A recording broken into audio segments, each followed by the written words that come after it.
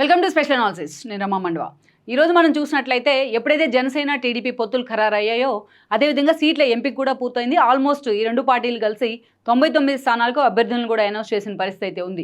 అటు జనసేన వైపు నుంచి 5 సీట్లను పవన్ కళ్యాణ్ అనౌన్స్ చేసినట్లయితే ఇటు చంద్రబాబు నాయుడు వైపు నుంచి 94 సీట్లను అనౌన్స్ చేశారు. పర్టికులర్గా ఆల్రెడీ సిట్టింగ్ ఎమ్మెల్యేలు ఉన్న దగ్గర చంద్రబాబు నాయుడు అలాంటి వాళ్ళకే మరోసారి టికెట్ ఇచ్చే ప్రయత్నం అయితే చేశారు. ఎక్కడో 1-2 సీట్లు తప్ప పెద్దగా వాళ్ళని మార్చే ప్రయత్నం అయితే చేయలేదు. సో అలాంటి సీట్లో మనం ముందుగా చెప్పుకోవాల్సింది ప్రకాశం జిల్లాలో కొన్ని కీలక సీట్లు, అందులో కూడా అద్దెకి కాన్స్టిట్యున్సీ బికాస్ ఆఫ్ బుజ్జి అంటే అలియాస్ గొట్టిపాటి రవి ప్రజెంట్ అక్కడ ఎమ్మెల్యేగా ఉన్నారు. 3 సార్లు గొట్టిపాటి రవి వరుసగా హ్యాట్రిక్ కొట్టారు అక్కడ ఎమ్మెల్యేగా గెలిచి. అటు కాంగ్రెస్ నుంచి ఒకసారి రిప్రజెంట్ చేశారు, అదేవిధంగా వైఎస్ఆర్సీపీ నుంచి ఒకసారి రిప్రజెంట్ చేశారు, గత ఎన్నికల్లో టీడీపీ నుంచి మరోసారి రిప్రజెంట్ చేశారు. 3 సార్లు కూడా బుజ్జి తనకి ఎదురు లేదన్న విధంగా అద్దంకి కాన్స్టిట్యున్సీని మార్చుకోగలిగారు. ఒక మాటలో చెప్పాలి అంటే కూడా ఒక వన్ సైడ్ వేవ్ బుజ్జికి ఆ 3 ఎన్నికల్లో కనిపిస్తూ వచ్చింది. ప్రత్యర్థులు ఎవరైనా సరే అండ్ పార్టీ ఏదైనా సరే. అలాంటి గొట్టిపాటి రవికి చెక్ పెట్టేందుకు ఈరోజు జగన్మోహన్ రెడ్డి హనిమిరెడ్డి అనే వ్యక్తిని తెర మీదకు తీసుకురావడం జరిగింది. అనేక మంది ఊహాగానాలు, అనేక మంది పేర్లు పరిశీలన తర్వాత, అనేక రకాల వ్యక్తులతో ప్రయోగాలు చేసిన తర్వాత జగన్మోహన్ రెడ్డి టీల్ ఎండ్లో చివరిగా దాకా వచ్చిన తర్వాత ఈరోజు హనిమిరెడ్డిని తెర మీదకు తీసుకొచ్చే ప్రయత్నం చేశారు. సో ఇలాంటి సమయంలో ఈ రోజున బుజ్జి గెలుపు ఈసారి చాలా ఈజీ అవుతోంది అనే అంచనాలు కూడా వస్తున్నాయి. ఎస్పెషల్లీ ఉమ్మడి ప్రకాశం జిల్లాలో అద్దంకి కాన్స్టిట్యున్సీ అంటేనే ఒక ప్రత్యేకత ఉంటుంది. తరతరాలుగా అక్కడ అనేక రకాల ఫైట్కు రాజకీయ సమీకరణాలకు కూడా అద్దంకి కాన్స్టిట్యున్సీ కారణమవుతూ వచ్చింది. చాలామంది లీడర్స్ అద్దంకి కాన్స్టిట్యున్సీ వేదికగానే రాజకీయాల్లో ఎదిగారు కూడా. ఆ తర్వాత రోజుల్లో కర్ణం బలరాం కావచ్చు, గొట్టిపాటి రవి వాళ్ళ ఫ్యామిలీ కావచ్చు, అండ్ దెన్ చెంచుగరటే లాంటి వాళ్ళు కావచ్చు. అలా సుదీర్ఘకాలం అద్దంకిలో వాళ్ళు రాజకీయాలను సుదీర్ఘకాలం శాసిస్తూ వచ్చారు.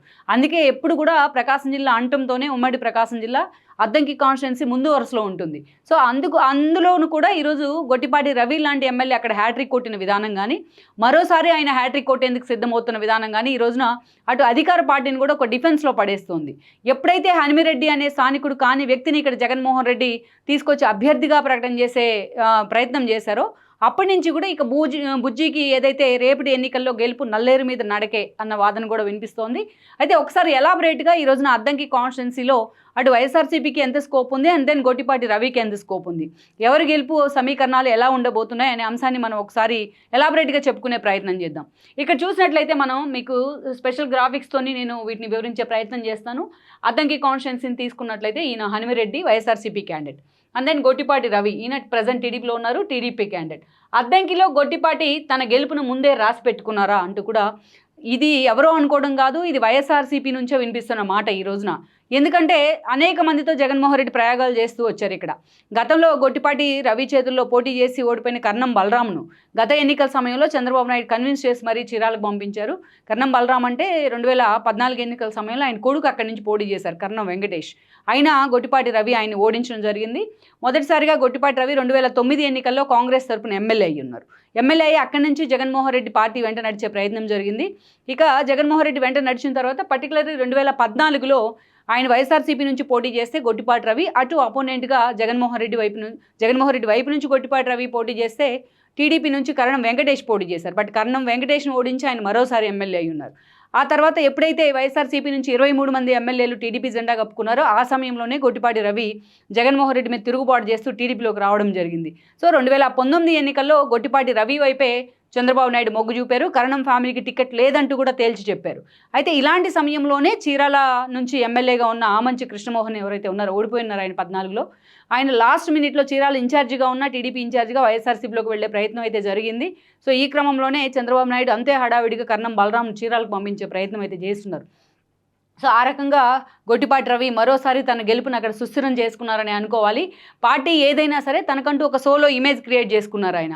ఈ రోజును చూసినట్లయితే మరోసారి ఆయన ఇక ఆల్రెడీ హ్యాట్రిక్ కొట్టేస్తున్నారు, మరో హ్యాట్రిక్ అయితే ఆయన సిద్ధమవుతున్నారని అంచనాలు వస్తున్నాయి. అదేవిధంగా అద్దంకిలో తన గెలుపును జగన్మోహన్ రెడ్డి ఇక్కడ హ్యాండ్స్ అప్ అన్నారని అనుకోవాలి. అందుకే మనం ఈ టైటిల్ ఇచ్చాం. అద్దంకిలో గొట్టిపాటి తన గెలుపును ముందే రాసి పెట్టుకున్నారంటే అది కన్ఫర్మ్ కూడా. ఎందుకంటే ఇటీవలే లోకేష్ పాదయాత్రను ఏ హ్యూజ్ రెస్పాన్స్ వచ్చిందో అద్దంకిలో మనం చూసాం. ఏ స్థాయిలో గొట్టిపాటి రవి కానీ ఆయన అనుచరులు కానీ ఆ యాత్రను సక్సెస్ చేశారో కూడా మనం చూసాం. ఇక్కడ పార్టీ అధిష్టానానికి కూడా గొట్టిపాటి రవి గుడ్ లుక్స్లోనే ఉన్నారు. సో ఆ రకంగా చూసినట్లయితే తన గెలుపుని ఆయన ముందే రాసి పెట్టుకున్నట్లే. ఎందుకు మనం ముందే రాసి పెట్టుకున్నారు అంటున్నామంటే, ప్రత్యేకించి ఇక్కడ చూసినట్లయితే ఇక్కడ వైఎస్ఆర్సీపీ వైపు నుంచి అనేక మంది రేస్లో ఉంటూ వచ్చారు. చీరాల ఎమ్మెల్యేగా ఉన్న కరణం బలరాం తన కొడుకుకి అక్కడ టికెట్ అడగడం జరిగింది. ఎప్పటి నుంచో ఆయన సెకండ్ టికెట్ తన ఫ్యామిలీకి ఇవ్వాలి అంటూ వెంకటేష్ కోసం చాలా సీరియస్ ప్రయత్నాలు చేశారు అద్దంకి టికెట్ కోసం. కానీ జగన్మోహన్ రెడ్డి ఆ టికెట్ ఇవ్వలేదు. ఆ తర్వాత చూసినట్లయితే కనీసం ఇన్ఛార్జిగా కూడా ప్రకటన చేయలేదు. బాజం చెంచుగరటయ్య కొడుకునే కృష్ణ చైతన్యకి ఇన్ఛార్జిగా కొన్ని రోజుల పాటు ఆ పదవిని ఇచ్చారు జగన్మోహన్ రెడ్డి. పాపం ఆయన అన్ని తన నియోజకవర్గంలో కొంత పనులు చేసుకొని బుజ్జిని ముప్పతిప్పలు పెట్టే ప్రయత్నం చేసి ఎన్నోసార్లు ఆయన అనేక రకాలుగా ఒక డిఫెన్స్లో పడుతూ వచ్చారు. కానీ అలాంటి సమయంలో హఠాత్తుగా కృష్ణ చైతన్యాన్ని పక్కన పెట్టారు, వెంకటేశ్వరని తీసేశారు లిస్టులోంచి. హఠాత్తుగా హనుమిరెడ్డిని పేరును తెర మీదకి తీసుకురావడం జరిగింది జగన్మోహన్ రెడ్డి. ఒక దశలో సిద్ధారామరావు కొడుకైన సుధీర్ను కూడా అక్కడ ప్లాన్ చేసే ప్రయత్నం అయితే జరిగింది. బట్ వీటన్నిటికీ చెక్ పెడుతూ హనుమిరెడ్డిని అయితే తీసుకొచ్చినారు. ఎప్పుడైతే హనుమిరెడ్డిని అనౌన్స్ చేస్తున్నారో అప్పుడే బుజ్జి గెలుపు ఖాయమైపోయిందన్న అంచనాలు కూడా వచ్చాయి. ఈ కేవలం ఈయన దగ్గర ఉన్న ఒకే ఒక కార్డు ఏంటంటే ఈ రోజున పూర్తి స్థాయిలో ఆయన వైవి సుబ్బారెడ్డికి ఒక అనుచరుడు కావడమే. అందుకే ఈరోజు అంత ఈజీగా అంత కమాండ్గా అద్దంకి సీటు మాత్రం టీడీపీదే. అది కూడా ఈసారి గొట్టిపాటి రవిని మరోసారి హ్యాట్రిక్ కూడా రెడీ అవుతున్నారు అన్న అంచనాలు కూడా వస్తున్నాయి. అదేవిధంగా మనం చూసినట్లయితే అద్దంకిలో గొట్టిపాటి రవి వర్సెస్ హనుమిరెడ్డి, వీళ్ళిద్దరూ కూడా అసలు యాక్చువల్గా ఈయనకి పాలిటిక్స్లో వైఎస్ఆర్సీపీ కార్యకర్త అన్న ఒక ఏదైతే పందా తప్ప ఒక ఇది తప్ప క్రెడిట్ తప్ప అంతకు పెద్దగా హనుమిరెడ్డి అంత ఫాలోయింగ్ ఉన్న నేత అయితే కాదు when compared with Gottipati Ravi. అటు జనంలో పూర్తిగా చొచ్చుకుపోయినారు. పార్టీ ఏదైనా సరే తనకంటూ కూడా ఒక సోలో ఇమేజ్ కానీ సోలో క్రెడిబిలిటీని కానీ గొట్టిపాటి రవి క్రియేట్ చేసుకున్నారు. అదే స్థాయిలో ప్రజలకు ఎప్పుడు అందుబాటులో ఉంటాడనే ఒక పేరు కూడా గొట్టిపాటి రవికి ఉంది.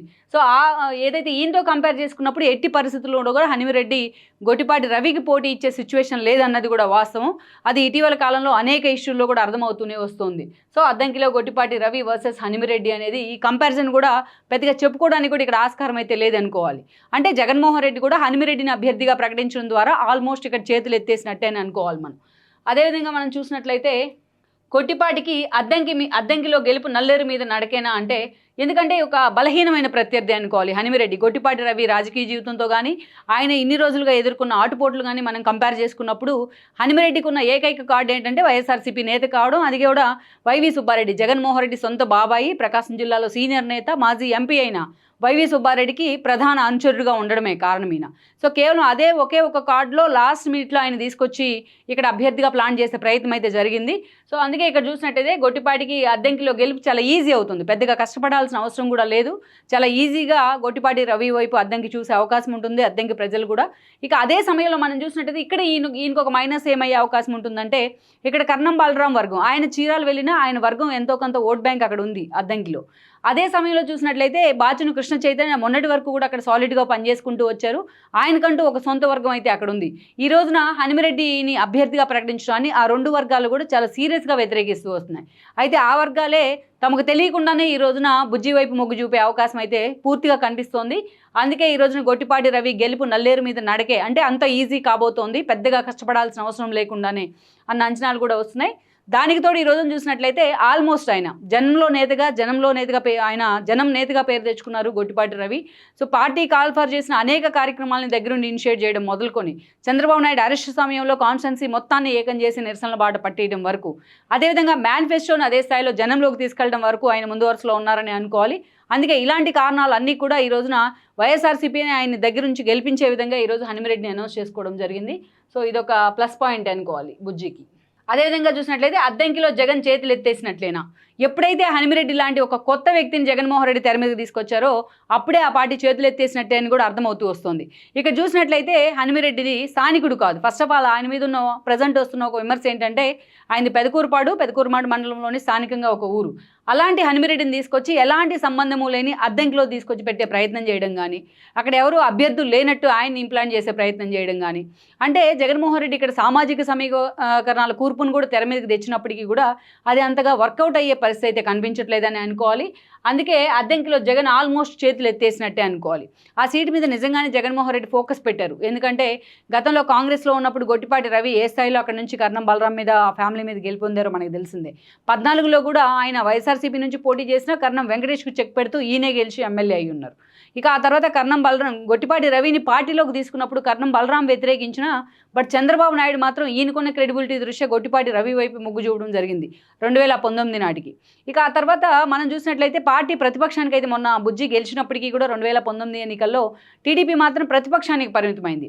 బుజ్జి మీద అదే అలియాస్ గొట్టిపాటి రవి మీద ఆ స్థాయిలో ఫోకస్ రావడానికి, ఆ స్థాయిలో ఆయనకు ఒక క్రేజ్ రావడానికి ఒక ప్రత్యేక కారణం ఏంటంటే అక్కడున్న క్యాడర్ ఆయన ఓన్ చేసుకోవడానికి ఒక ప్రత్యేక కారణం, ఆయన మీద జగన్మోహన్ రెడ్డి సర్కార్ దాదాపు గత 5 ఏళ్లుగా అనేక కేసులు నమోదు చేసింది. ఆయనకి లోకల్గా గ్రానైట్ బిజినెస్ అయితే ఉంది. చాలామంది ఎమ్మెల్యేలకి రాజకీయ నేతలకు కూడా ఆ బిజినెస్ ఎప్పటి నుంచో ఉన్నాయి. ప్రకాశం జిల్లాలో ఆ బిజినెస్లో ఒక సక్సెస్ఫుల్ పారిశ్రామికవేత్తగా కూడా గొట్టిపాటి రవికి పేరుంది. అలాంటి రవిని తమ పార్టీలోకి తీసుకునేందుకు జగన్మోహన్ రెడ్డి అన్ని రకాల ప్రయత్నాలు చేశారు. ఆల్మోస్ట్ 100కు పైగా కేసులు బుజ్జికి సంబంధించిన క్వారీల మీద, అదేవిధంగా ఆయన సంబంధించిన ఎసెట్స్ మీద కూడా వేయడం జరిగింది. అంత ప్రెజర్ తీసుకొచ్చినా తను ఎక్కడా కూడా పార్టీ లైన్ అయితే, టీడీపీ లైన్ అయితే దాటలేదు. అంత సఫికేషన్ ఫీల్ అవుతూ కూడా బుజ్జి ఈ రోజున తన కాన్స్టిట్యూన్సీలో జనం మధ్య ఉంటూ పనిచేసుకుంటూ వెళ్ళారు. అదే రేపటి ఎన్నికల్లో రిఫ్లెక్ట్ అయితే కాబోతోంది. సో ఈ పరిణామాలతో ఇక ఎట్లాగూ గొట్టిపాటి రవి ఎంత ప్రెజర్ ఇచ్చినా మన పార్టీలోకి రారు అనే అంచనాతోనే జగన్మోహన్ రెడ్డి కూడా అక్కడ చేతులు ఎత్తేసే పరిస్థితి ఉంది. ఈవెన్ ఈ రోజున అభ్యర్థి ఎంపికలో కూడా చేతులు ఎత్తేసినట్టే అనుకోవాలి హనుమిరెడ్డి లాంటి వ్యక్తిని పెడతాం ద్వారా. అదేవిధంగా చూసినట్లయితే మెజారిటీ మండలాల్లో బుజ్జికి వన్ సైడ్ వేవ్. ఇక్కడ చూస్తున్నాం ఆల్మోస్ట్ అద్దంకి పరిధిలో అద్దంకి మున్సిపాలిటీ ఉంది, సంతమాగులూరు, జీపంగులూరు, అదేవిధంగా బల్లికుర్వ, అదేవిధంగా కొరసిపాడు, ఇలాంటి మండలాలన్నీ కూడా దాదాపు 6 మండలాలు ఉన్నాయి. ఈ మండలాలన్నింటిలో కూడా గతంలో కొన్ని చోట్ల టఫ్ ఫైట్ నడిచింది. లైక్ ఒక కొరసిపాడు కానీ, జీపంగులూరు లాంటి చోట్ల ఒక టఫ్ ఫైట్ నడిచిన సందర్భాలు కూడా ఉన్నాయి బుజ్జి వర్గానికి అండ్ అపోనెంట్స్ వర్గానికి, పార్టీ ఏదైనా సరే అపోనెంట్గా ఉన్న సమయంలో. అయితే ఇప్పుడున్న పరిస్థితుల్లో మాత్రం ఆల్మోస్ట్ ఈ మండలాలన్నీ కూడా వన్ సైడ్ వేవ్ అయితేనే టీడీపీకి కనిపిస్తున్నాయన్న అంచనాలు వస్తున్నాయి. మెజారిటీ సర్వేల్లో, అది కూడా జగన్మోహన్ రెడ్డి చేయించుకున్న సర్వేలు కావచ్చు, అదేవిధంగా టీడీపీ చేయించుకున్న సర్వేల్లో కావచ్చు, ఇంటర్నల్గా కొన్ని ఇంటెలిజెన్స్ వర్గాలు చేస్తున్న సర్వేల్లో కావచ్చు, మెజారిటీ మండలాల్లో బుజ్జికి ఈసారి అంటే టీడీపీకి ఒక వన్ సైడ్ వేవ్ అయితే కనిపించబోతోంది అంటున్నారు. సో అందుకే ఇది ఆయన ఎప్పుడు జనంలో ఉండే నేతగా పేరుంటం ఒక కారణం కావచ్చు. ఇక అదే సమయంలో చూసినట్లయితే పార్టీలకు అతీతంగా ఇక్కడ క్లీన్ ఇమేజ్, ఒక ఇమేజ్ అయితే తెచ్చుకున్నారు ఆయన. తన దగ్గరికి వచ్చిన ఎవరైనా నియోజకవర్గ ప్రజలను కానీ వాళ్ళకి అందుబాటులో ఉండేది ఒక ఎత్తు అయితే, ఎవరినైనా పేరు పెట్టి పిలవడం అనేది, ఎంతటి నేతనైనా ఎవరినైనా పేరు పెట్టి అంత ఓన్ చేసుకునే ప్రయత్నం చేస్తారనేది బుజ్జికి ఒక పేరుంది. అందుకే ఈరోజు ఆయన మెజారిటీ మండలాల్లో బుజ్జికి వన్ సైడ్ వేవ్ కనిపిస్తోంది. అది లోకేష్ పాదయాత్ర సమయంలోనే పూర్తిగా అర్థమైంది కూడా జనాలకి. సో పెద్ద నెగోషియేషన్కి తావు లేకుండానే ఈ రోజున ఆయన గెలుపు, అందుకే మనం నల్లేరు మీద నడక కాబోతోంది అని కూడా చెప్తున్నాం. జగన్మోహన్ రెడ్డి చేయించుకున్న సర్వేల్లో కూడా అదే అంశం స్పష్టమవుతోంది. అందుకే ఈరోజు ఒక బలీగా బకరాన్ని చేసేందుకే హనుమిరెడ్డి లాంటి వ్యక్తిని తీసుకొచ్చారనే విమర్శలు కూడా వస్తున్నాయి లోకల్గా వైఎస్ఆర్సీపీ నేతల నుంచే. దట్టు దానికి తోడు ఈ రోజున వైఎస్ఆర్సీపీలో ఉన్న అసంతృప్త నేతలు అంతా కూడా గొట్టిపాటి రవి వైపే, ఈ వర్గం వైపే మొగ్గు చూపే అవకాశాలు కూడా ఉన్నాయి, తమ పాత పగలను పక్కన పెట్టి. సో అలాంటి అంచనాల్లో ఈ రోజున డిపాజిట్ దక్కుతుందా లేదా వైఎస్ఆర్సీపీ అభ్యర్థికి అన్న ఒక నెగోషియేషన్ కూడా వస్తుంది తెర మీదకి. లెట్స్ సీ ఏం జరుగుతోంది అనేది. ఇక్కడ చూస్తున్నాం ప్రజలకు ఎప్పుడూ అందుబాటులో ఉంటాడనే పేరు గొట్టిపాటి రవికి ఉంది. సో వెన్ కంపేర్డ్ విత్ ఇప్పుడు దాకా చెప్పుకున్న అన్ని క్వాలిటీస్ గొట్టిపాటి రవి గురించి వన్ సైడ్గానే కనిపిస్తూ వస్తున్నాయి. సో అదేవిధంగా చూసినట్లయితే హనుమిరెడ్డి గురించి చెప్పుకోవడానికి ఆయన వైవి సుబ్బారెడ్డి అనుచరుడు అన్న ఒక క్వాలిటీ, అండ్ దెన్ ఆయన స్థానికుడు కాదు అనే ఒక మైనస్, అది కూడా ఆయనకి చాలా మైనస్ అయ్యే అవకాశమే ఉంటుంది. అద్దంకి ఇది దాదాపు నెల రోజుల ముందు మాత్రమే ఆయన తెర మీద తీసుకొచ్చారు జగన్మోహన్ రెడ్డి. ఈ లోపల అసలు అద్దంకిలో ఎన్ని మండలాలు ఉన్నాయి, ఎక్కడెక్కడ ఏ పాకెట్స్లో వైఎస్ఆర్సీపీ స్ట్రాంగ్ ఉంది. సో గత ఎన్నికల తర్వాత గొట్టిపాటి రవి అక్కడి నుంచి వెళ్ళిపోయిన తర్వాత వైఎస్ఆర్సీపీ కుదేలేని పరిస్థితి ఉంది. బాచిన కృష్ణ చైతన్య లాంటి వాళ్ళు పర్సూ చేస్తూ ఉన్నప్పటికీ కూడా ఆ స్థాయిలో పార్టీ లైమ్ లైట్లో ఉన్న సందర్భాలు లేవు. ఒక వెండెట్టా పాలిటిక్స్కి తెరదీయటం ద్వారా బుజ్జి మీద అమాంతం సానుభూతి కూడా పెరుగుతూ వచ్చింది ఆయన వ్యతిరేకుల్లో కూడా. ఇవన్నీ కూడా ఈ రోజున హనుమిరెడ్డికి అయితే ఒక మైనస్ కాబోతున్నాయి. ఇక అదే సమయంలో ఎప్పుడు జనంలో పార్టీ ఏదైనా సరే వ్యక్తిగతంగా కూడా కొంతమంది ఉంటారు కొన్ని కాన్స్టిట్యున్సీలో నేతలు, అది పార్టీ ఏదైనా కావచ్చు, apart from party image, apart from party మీద ఉన్న సెంటిమెంట్, ఒక వ్యక్తికి అయితే కొంతమంది ఎమ్మెల్యేలకైతే ఒక సోలో ఇమేజ్ ఉంటుంది. ఎప్పుడు జనం నేతగా కూడా ఆయన పేరు తెచ్చుకుంటూ ఉంటారు. అలాంటి వాళ్ళలో ఒక్కడనే చెప్పుకోవాలి ఈరోజు గొట్టిపాటి రవి. అంతేకాదు ఈసారి గొట్టిపాటి రవి కనుక గెలిచినట్లయితే ఆయనకి తప్పకుండా చంద్రబాబు నాయుడు క్యాబినెట్లో అవకాశం కూడా ఉంటుందని ఒక చర్చ అయితే జరుగుతోంది విత్ ఇన్ ది కాన్స్టిట్యున్సీలో. ఇది కూడా ఒక అంచనా కావచ్చు, ఇది కూడా ఒక ప్రయారిటైజ్ కావచ్చు ఆయన గెలుపులో. సో ఓవరాల్గా మనం చూసినట్లయితే ఇక జగన్ ఇబ్బందులు పెట్టిన పార్టీ మారని తీరు, గొట్టిపాటి రవిని ఆల్రెడీ మనం చెప్పుకున్నాం కూడా ఈ పాయింట్ గురించి. ఆయన క్వారీస్కి సంబంధించి, ఆయన గ్రానైట్ బిజినెస్కి సంబంధించి ఆల్మోస్ట్ 100కు పైగా కేసులు జగన్మోహన్ రెడ్డి సర్కార్ వేసే ప్రయత్నం చేసింది. ఈ 5 ఏళ్లలో అనేక రకాలుగా ఆయనకి ఎన్నోసార్లు నిద్రలేని రాత్రులను అయితే పరిచయం చేసింది వైఎస్ఆర్సీపీ సర్కార్. అదే సమయంలో ఆయన లాంటి ఒక స్ట్రాంగ్ ఫోర్స్ను పార్టీలోకి తీసుకొచ్చుకునేందుకు టిల్ ఎండ్ వరకు కూడా జగన్మోహన్ రెడ్డి ప్రయత్నాలు చేశారు. కానీ ఎక్కడ కూడా ఇప్పటిదాకా గొట్టిపాటి రవి జగన్మోహన్ రెడ్డికి తల ఉంచిన తీరైతే లేదు. అక్కడే గొట్టిపాటి రవి ఈరోజు ఒక మొగాళ్ళలాగా నిలబడ్డారని స్థానిక ప్రజలు కూడా ఆయన ఆకాశానికి ఎత్తేస్తూ ఉన్నారు. ఇప్పుడు ఏ సంస్థలు సర్వే చేస్తున్నా జగన్మోహన్ రెడ్డికి సంబంధించిన ఇంటెలిజెన్స్ సర్వేలు వస్తున్నా ఇదే అంశం అక్కడ స్పష్టమవుతూ ఉంది. అందుకే ఈ రోజున వన్ సైడ్ వేవ్ అయితే ఆయన కనిపిస్తోందన్న అంచనాలు అయితే వస్తున్నాయి. 1-2 మండలాల్లో చిన్న చిన్న ఇష్యూస్ ఉన్నప్పటికీ కూడా రేపు ఇంకా 2 నెలల సమయం ఉంది కాబట్టి వాటిని కూడా సార్ట్అవుట్ చేసుకుంటూ కూడా బుజ్జి ముందుకెళ్లే అవకాశం అయితే స్పష్టంగా కనిపిస్తోంది. ఓవరాల్గా మనం చూసినట్లయితే హనుమిరెడ్డి వర్సెస్ గొట్టిపాటి రవి అద్దంకిలో తన గెలుపును ముందే బుజ్జి రాసి పెట్టుకున్నాడా అంటానికి కూడా ఇప్పటిదాకా మనం చెప్పిన ఎగ్జాంపుల్స్ అన్నీ కూడా తీసుకోవచ్చు. గతంలో చూసుకున్నట్లయితే కొన్ని మండలాల్లో టఫ్ ఫైట్ ఉంటూ వచ్చింది టీడీపీకి, జయపొంగళూరు కానీ అట్లాంటి వాటిలో.